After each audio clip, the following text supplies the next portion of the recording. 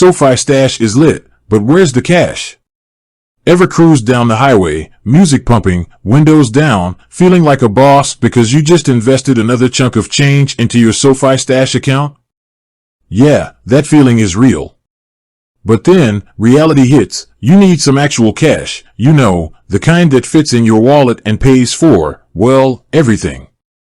Maybe it's for a weekend getaway, that new gadget you've been eyeing, or just groceries because, well, gotta eat. So, you fire up the SoFi app and, wait a minute, there's no ATM option. Hold on, don't panic. SoFi might be a financial superhero, but it doesn't dispense cash on demand quite like Iron Man fires repulsor rays. But fear not, fellow SoFi user. There are ways to get your hands on your hard-earned money. In this video, we'll break down exactly where you can withdraw money from SoFi and how to do it without breaking a sweat. SoFi doesn't have ATMs? Here's why.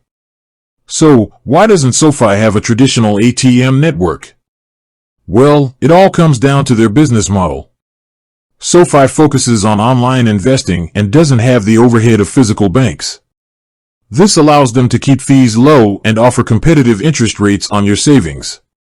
Think of it as a win-win. You get more bang for your buck on your investments, but you gotta do a little extra legwork to access your cash. Getting your money, the SoFi maneuvers. Alright, enough talk, let's get to the good stuff, how to withdraw your money.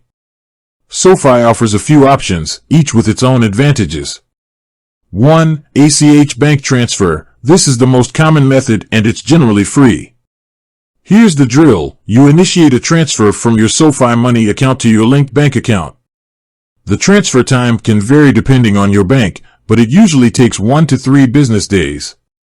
Think of it like waiting for your pizza to arrive. It'll get there, but you might have to watch reruns for a bit.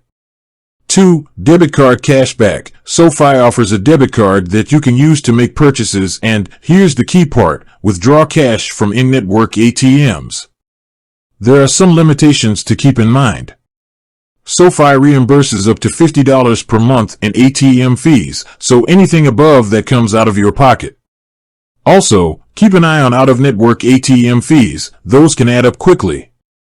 3. SoFi checking account. Coming soon. This one's not quite here yet, but SoFi has announced they're launching a checking account soon. The rumor mill says it will come with a debit card and potentially in-network ATM access. Consider it the exciting sequel to the SoFi Money Show. Stay tuned for the release date. SoFi withdrawal strategies, choosing the right move. Alright, now that you know your withdrawal options, let's talk about which one is the best for you. The Strategizer. If you're a planner and know you'll need cash in advance, initiate an ACH transfer a few days before. This is the free option, perfect for predictable expenses. The Spontaneity King/Queen. Got a last-minute craving for sushi?